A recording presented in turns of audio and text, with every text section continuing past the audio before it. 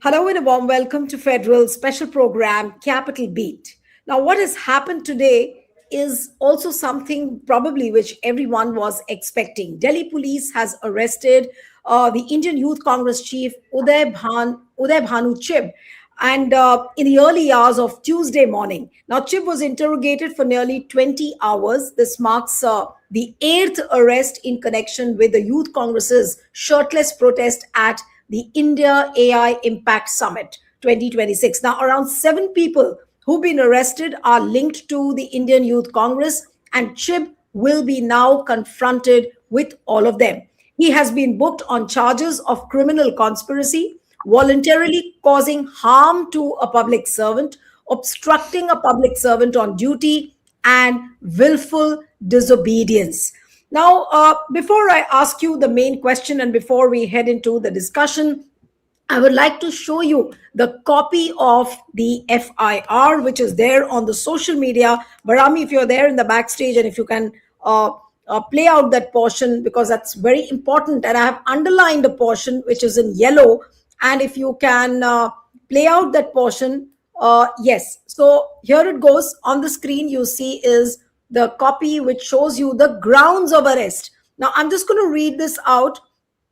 Uday Bhanu Chib is the main conspirator and mastermind of the incident of unlawful assembly on 20th of February at Bharat Mandapam Pragati Maidan in the AI Summit Expo of 2026, where anti-national slogans were raised. Now, just keep looking at the language which is being used here. Anti-national slogans were raised and tried to incite riot-like situation by the co-accused persons. You in conspiracy, this is being said for Uday Bhanu Chib, that you in conspiracy with Sri Krishna Hari, Kundan Yadav, Narsimha Yadav, Ajay Kumar Yadav, etc., obstructed and assaulted the police officials on their duty. Further, during interrogation, you have not cooperated and also not disclosed the name of the co-accused persons who have fled from the spot.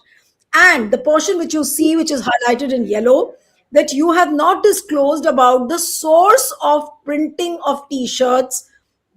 So this becomes a major issue, that he has not disclosed the source from where the t-shirts were printed. If you remember those visuals at the AI Summit, and if you can play out those visuals of how the Youth Congress workers went shirtless and they held the t-shirts in their hand on which it was written India-US trade deal. It was written Epstein files, PM compromised. Now, these were the t-shirts. This is the visual which you saw and which everyone saw on 20th of February. So Youth Congress workers have been taken into custody, and now Uday Bhanu Chib also has been arrested. And now the latest coming in from the lawyer himself, and I'm going to play out that bite if you can. These are the visuals of Uday Bhanu Chib coming out from the Patiala High Court, and the reporters kept on asking him to say something, which he didn't. And now he's been taken into custody. Now, how does printing of a t-shirt become such a big conspiracy against a nation? Joining me this evening is senior advocate Sanjay Ghosh. Sanjay Ghosh is fighting the case of Indian Youth Congress. He was there at the court just a short while back when Uday Bhanu Chib was taken into police custody. Thank you so much, Sanjay, for joining. We have TK Rajlakshmi, who's the deputy editor at the Frontline. Thank you so much, Rajlakshmi. And I'll begin with Sanjay, because I want to understand the legal aspects of it. What has happened now? What has the court said? And printing t-shirts, he did not disclose the name from where the t-shirts were printed, and that becomes a ground of arrest? Thank you, Neelu, for having me. Just a little correction for your viewers. I was quite shocked when you said that you are going to share a copy of the FIR, because that is what we exactly demanded from the prosecution before the judge today, before the magistrate. And you will be surprised to know that the Delhi police opposed even sharing a copy of the FIR tooth and nail. So what is this which is doing the rounds? This particular thing there on the social media. Yes, I'm explaining that. What you showed to your viewers is just a ground of arrest, which is under Section 35 of the Bharatiya Nagrik Suraksha Sanhita. They are supposed to give in writing the grounds of arrest. So even today, we don't have the FIR as to what is the offense. We So have only the just allow ground me of to arrest. interrupt you. You are saying that you don't have a copy of the ground of arrest with you yet. No, no, no. What you showed is the ground of arrest. FIR is different. Okay. FIR is the first information report which records the entire case, the entire incident, then records what are the offenses committed and how Right. everyone is implicated in that offense, the role of each party in the offense. That document has not been shared by the Delhi police even now in the public domain or even to the lawyers of the accused or people who have been sent to remand already on Saturday. So no one knows. They are saying it's such a confidential and such a sensitive document, they can't share it. Hmm. Coming to your question with regard to printing of t-shirts, in fact, I very gently told the magistrate, I made a submission before the honorable court, that our entire judicial system will become a laughing stock for the whole world if we are going to send and approve people to go to jail for the reason that t-shirts have to be recovered. Because when was the last time that printing t-shirts became an offense in the world's largest democracy? And the printing of t-shirts, you have caught those four people who I can say they may be stupid people, they may be idiotic people. They went there with t-shirts. You have the t-shirts. Now, how does it matter if there are 10 t-shirts or 3,000 t-shirts or 4,000 t-shirts? Because in any case, only 5 or 10, 6 people were there at the venue. So therefore, this ground that now I need to recover t-shirts. Now let us say hypothetically that t-shirt has nothing to do with the immediacy of the protest. Those 4 or 5 people who went to the venue were wearing the t-shirts and they took off their t-shirts, bared their upper torso and protested, as you can see in the clip that you're sharing. Now Yes. let us say hypothetical. Let us say an opposition party or a youth association of the opposition party has decided to print 50,000, 50 lakh t-shirts where it says PM is compromised and they want to give it to all their members to wear as a mark of protest. I want to ask myself, where is the offense in that? That public printing of t-shirts has nothing to do with these 5, 6 people who went over there wearing those t-shirts and took off the t-shirts. So basically, this arrest is just to assuage the ego of 2 people or 1 or 2 people, or maybe 2 people. And this is being done also to make a point and chill, like it was done during the Delhi riots case when certain students, academics were picked up and they're in jail for 5 years. The the import is much beyond, you have to understand, much A beyond very these. important point. You are making a very important point that this case almost now looks like the Delhi riot case, where 1 or 2 people got arrested and then several others were rounded up, jailed. So, are we heading into another Delhi riot case like a situation? Because Of what course, we are told is that Uday Bhanu Chib was not even present there, of and course now they not. were arrested finally. Correct. He was not present, and you're absolutely right.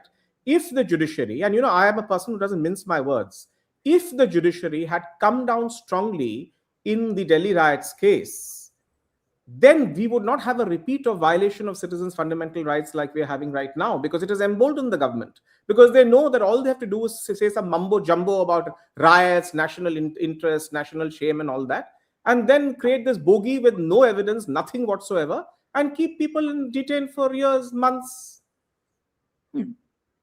No, but how will this case be proven now? What all are you going to say in the arguments? And obviously, now in the next 4 days, the police is going to interrogate him. We do not know how long the custody will continue, but do you really think that this was such a big crime? And as you said in the beginning only, that we are becoming a laughing stock before the entire world, that for going topless and having a protest like this and holding t-shirts in the hand, you have rounded up several people, put them in jails. What does it go to show about the freedom of expression? What does it really go to show? So that is what I precisely argued today before the learned judicial magistrate first class. I said that you take Greta Thunberg, take all activists, climate activists, feminist activists, caste activists, race activists, Occupy Wall Street activists, Black Lives Matter activists. So all over the world in liberal democracies, the right to dissent, the right to protest is an integral part. And in fact, by having 4 or 5 people go and protest, they have made a laughing stock of themselves, certainly not of the nation. The Indian nation is much stronger than its honor, its sovereignty, its integrity being imperiled by 5 pot-bellied people taking off their shirts, right? So therefore, and I argued in as many words. What I'm telling you is what I argued in court. I said that, in fact, because these are the, they invoke the sedition provisions to say it has affected the sovereignty of India, the territorial integrity of India, security of India, etc. And because that's the best way you create this bogey of national interest, etc. So the point which is being made is that, in fact, it is a national shame. And I said this, that is not what they did, was not a national shame. In fact, they will bring national glory to India, that India still has space for dissent, that India still allows its citizens, however inconvenient to us, however not appreciable by us, we allow our citizens to dissent. In fact, that shows that our democracy is alive, our democracy is thriving. So what brings India to shame is not what they did at the AI summit. What brings India to shame is the response, like a North Korean state, that this government and especially the Home Ministry has let loose now on these people.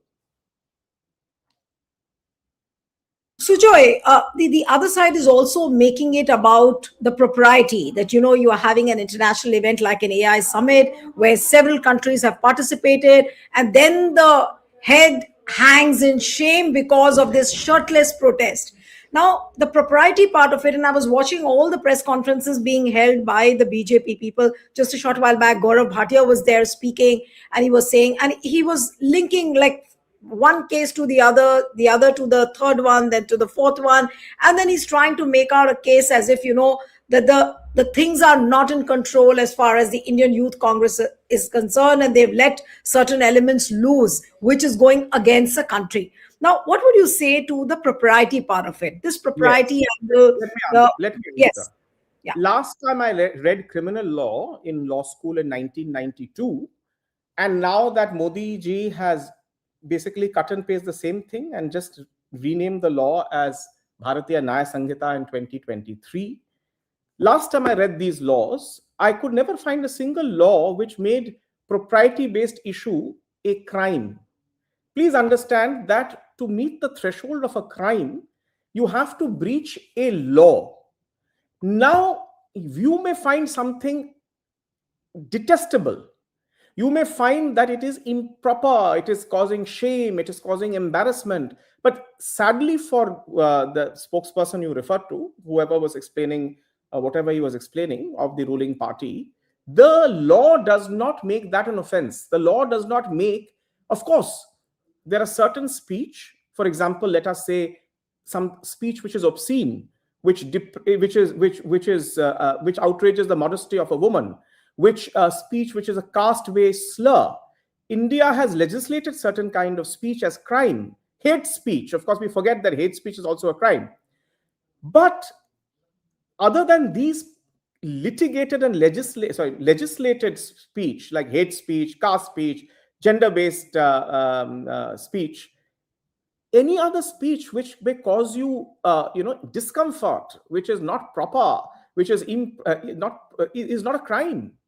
No, but for a moment, Sujoy, but Sanjay, if for a moment we do believe that, okay, this was obscene, it was a protest which was obscene, probably ill-timed, some people may say, but for obscenity, do you call it a crime? For an obscene protest, you start arresting people, you start detaining people, and start interrogating them? Well, this is a question you should be asking the Home Minister, and you should be asking the Commissioner of Police, not me. Who am I to say? In fact, you were asking me what will be my defense, and just before that, you were asking me the question, and my answer is very simple. First, let me know what is the offense. You are so scared to even share the FIR. We don't even know what is the allegation against me. If I may speak for my client of today, I am the national president of the India Youth Congress. I have not been to physically, I have not been to the venue. Those people have not telephonically talked to me.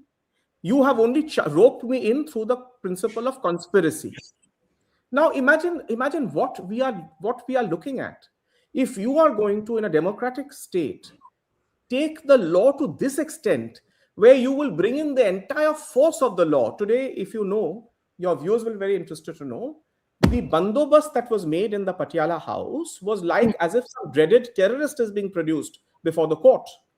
So, in Yes. a city, because both of you are women journalists, in a city where a mother and her daughter are killed and they are put into a bed, a drawer under a bed, and hidden for months, for days, and the police has no idea who's done it, how it's been done, that police has so much time and so much energy to waste over who's printed a t-shirt.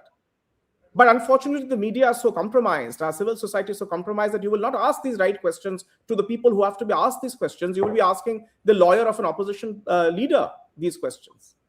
Yeah, that's true. Okay, just hang in there, Sanjoy, and I'll come to you. Let me come to Rajlakshmi. Rajlakshmi, how do you view this arrest of Uday Bhanu Chib, and how does it pan out? In the days to come, we do not know how long this interrogation can get extended to. Like Sanjoy said, that he's going to put up a strong defense, but he's already been sent to 4 days of custody. And look at the language, that piece of paper on which the grounds of arrest were mentioned. He's a mastermind, he's a conspirator. What does that show? Well, it is a kind of it is a kind, of an overreach in every sense, and I think Sanjoy has really explained everything and sort of contextualized it also. I mean, in terms of in terms of why it is, an overreach. I mean, since when did protesting become, an offense in this country? Frankly, I mean, but this government seems to be extra sensitive to all forms of protest, which then, the home department sort of uses it to term it as either anti-national or subversive, or under any, or under, in fact, any of the criminal laws, in which you can sort of, be thrown into jail, and then sort of not, in fact, even, have a trial, for years altogether. So this whole thing about, national shame, and, what, propriety. I mean, there are so many people, languishing in our jails, for years altogether, without even being sort of, subject to a trial. I mean, so I'm saying that this whole issue of, propriety can be, your six is my nine. If you look at what the Galgotia professor said. I mean, I think national shame is rather brought about by these actions, and also by stopping, protests where they, in fact, stopping, in fact, legitimate protests in as in fact Sanjay, I mean, explained, in fact, the largest democracy of the world. So I think this, I mean, stopping people, in fact, from entering the country, for instance, academics who have worked on, serious topics on India, are are made to go back, are denied That's what visas. you So said, and so I'm going I to think, ask this question. I'm going to be asking this question to Sanjoy also. But do you think that now Uday Bhanu Chib has been arrested, and since they are widening the ambit just on the lines of the Delhi riot case, like what Sanjoy pointed out, do you think that the buck, I mean, Delhi police the buck can stop at Rahul Gandhi's table as well? Because ultimately, at the end of the day, Youth Congress reports to Rahul Gandhi. well, state assembly elections are, in fact, are in a few months, and I think all these, will be orchestrated towards some objective, some, political objective. It's not, without objective. And then this whole thing about, what brings national shame to the country. I mean, come on, the US president makes all kinds of deals, all kinds of unilateral announcements and deals, isn't I mean, without even consulting their, the partner countries. So isn't that, a thing of national shame? I mean, I think, I think, one can object, maybe it's an offense, not to have aesthetically shaped, bodies protesting. I mean, that's the only offense perhaps, I do not think that a protest by itself, is an offense. Frankly, that can be the only thing which can which can be held against them. But it's Right. ridiculous. I mean, in fact, also it's also ridiculous spending, in fact, the state's resources on such things. Frankly, it can clearly be spent on things that are far more important. In fact, and look at the whole, in fact, traffic traffic chaos, and mess that the AI conference, I mean, has been sort of reported on. I mean, isn't that an issue of national shame? I mean, we have people bullying shopkeepers to change their boards, just because they have Baba and saying that it's not a Hindu name, and therefore they should change it. I mean, I don't think. I mean, these are the things that the government should be, in fact, bothered about. That they bring about national shame because of such actions that the affiliates continue to perpetrate on the people of this country. So it's all skewed. The whole interpretation of what constitutes national shame itself is suspect, and it's wrong, essentially. Right. Yeah. No, but coming back to you, Sanjoy, do you think that if they are widening the ambit of the case in terms of the people who are being rounded up, if it is now the Youth Congress chief, can they blame the party? Can they blame and single out Rahul Gandhi as well? That no, this conspiracy was hatched at Rahul Gandhi's room or Rahul Gandhi's office. They can also say that. Well, I really don't know. I mean, that this is speculation, because one thing we know, at least all of us know, very few people may have the guts to openly say it in public. In the last 11 years, we have all learned that these people can do anything, right? So they can do, as they say, fools dare where angels fear to tread. So they have no fear on treading wherever they want to tread. So they can do anything. So now, how do you plan to go about the case? Because 4 days of custody. So will you be allowed to meet Uday Bhan? And because obviously you will have to also meet him in between. What are you expecting? I mean, in terms of the case, how it's going to unfold now? I want to make one thing clear. I have nothing to do with the Congress party. I am a senior advocate. I have been engaged to appear in this hearing. Now, whenever I'm engaged, I will, be performing whatever services my client, whoever may be my client, will engage me for. So tomorrow, if the BJP engages me, I will appear for the BJP. That's how a senior advocate functions. What the Congress would do is something which the Congress legal team would be better, or the Youth Congress legal team will be better placed to answer to you. But one thing, of course, subject to correction, because I haven't seen the order yet, but I understand one of the good things that has happened with our intervention today in court is that the court has directed that any kind of interrogation of the Youth Congress President Chib has to be in the presence of his lawyers. So which I think is a great victory. If that is so, if that is there in the order.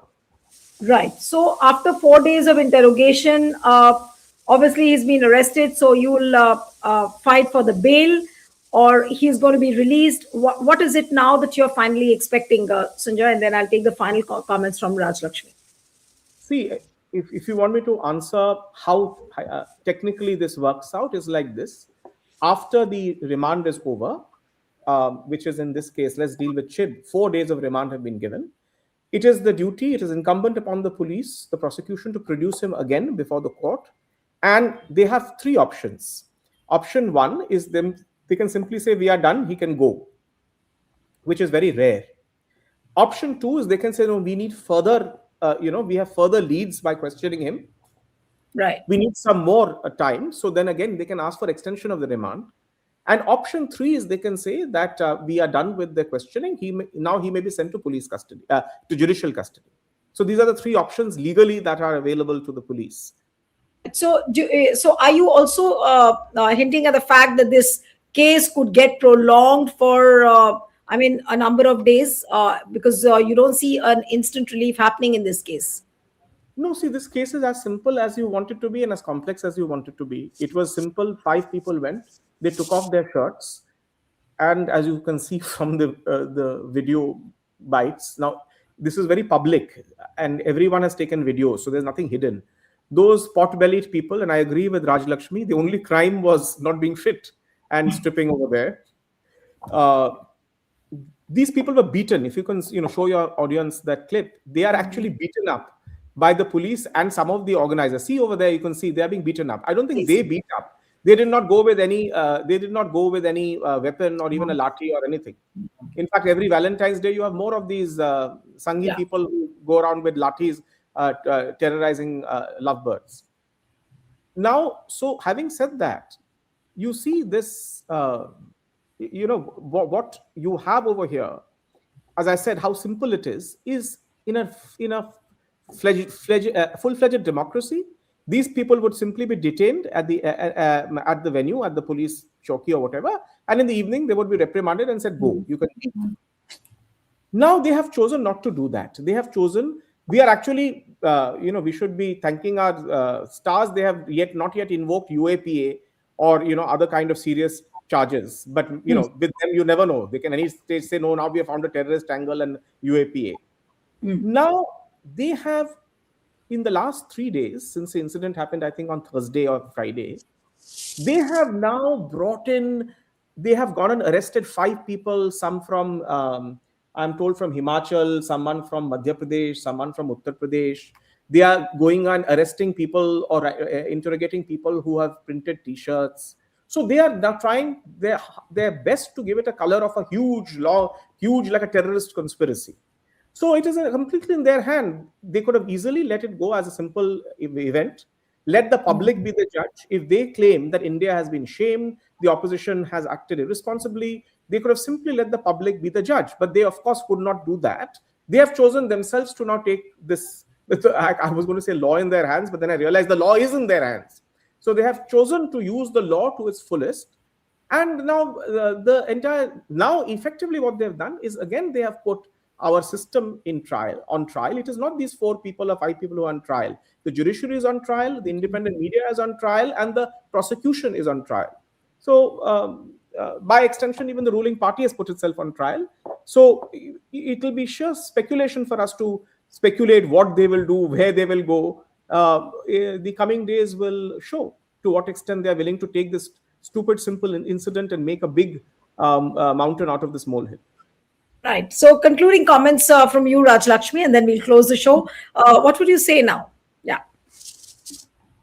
Well, one hopes that it galvanizes the Congress into some form of political mobilization, and that because I think the longer they are in, I think it gives the Congress a chance to go out full throttle and to sort of mobilize support for the leaders inside, and I think politically it will benefit the Congress, which strangely the ruling party and the ruling government does not seem to see, because actually it's a shame, and I mean it's a laughing stock to book people under such kind of clauses.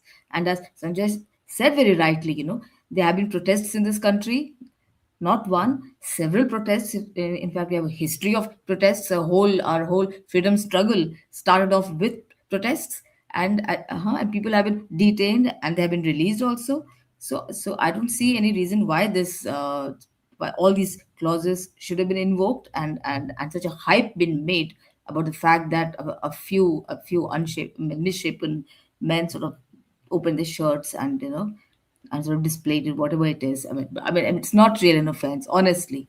I mean, I think the issues that they were raising are far more important, and I think everybody knows about these things, So so the more they incite, I think it benefits the Congress more politically. Okay, so you're saying it will benefit Congress more politically. So we'll have to end it here. Thank you so much, Sanjay Ghosh, for your precious time. Raj Lakshmi, thank you very much for joining. Thank you.